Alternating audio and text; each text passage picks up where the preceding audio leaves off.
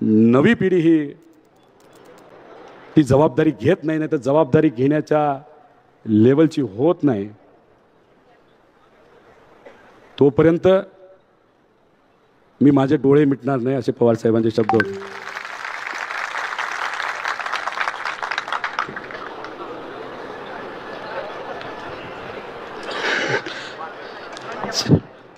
साहेब,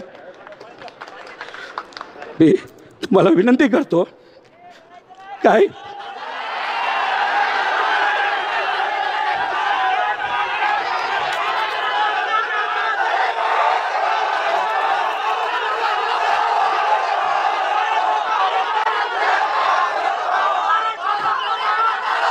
साहेब, मी तुम्हाला विनंती करतो,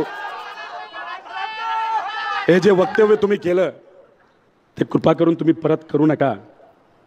तुम्ही आमचा जीव आहात, तुम्ही आमची आत्मा आहात.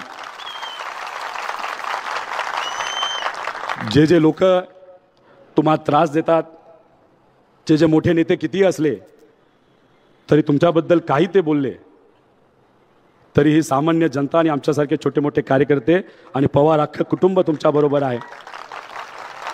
मला सांगितलं होतं शेवट सभेत कोणीतरी काहीतरी भावनिक करण्याचा प्रयत्न करतील.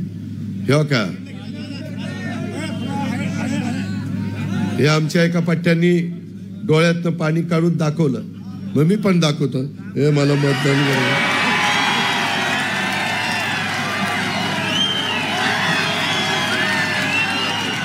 अरे काय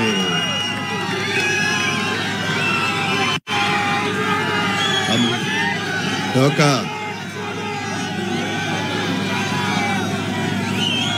ही असली नौटंकी बारामतीकर खपून घेणार नाही. तुम्ही काम दाखवा, तुमचं खणखणीत नाणं दाखवा, ठीक आहे. हे झालं रडीचा डाव, हे असलं नाही चालत.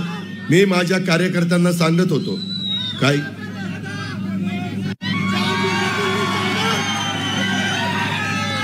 मी तुम्हाला सगळ्यांना सांगत होतो की काही काही जण ते करणार. अरे यांना जिल्हा परिषदेची तिकीट मी दिली, गळ्याच्यान खोटं बोलत नाही. साहेबांनी सांगितलं अजिबात देऊ नको, मी साहेबाचं ऐकलं नाही, त्याला तिकीट दिलं. त्यानंतर तो म्हणला हडपसरला उभं राहायचं, म्हणलं तिथं नाही देणार तुला, चेतनची आम्ही तयारी करतोय, तू कर्जत जामखेडला जा, तिथं आम्ही सगळे प्रयत्न करू, मदत करू. थांबरे त्याच्यामध्ये या पद्धतीनं. आणि आज तुम्ही माझ्यावर, आता आम्ही तुम्हाला राजकारणाचे बाळकडू पाजलेले आहेत, दाखवलेले आहे, आणि तुम्ही आमच्यावर टीका करता. अरे तुझ्यापेक्षा कितीतरी जास्त उन्हाळी पावसाळी मी बघितलं.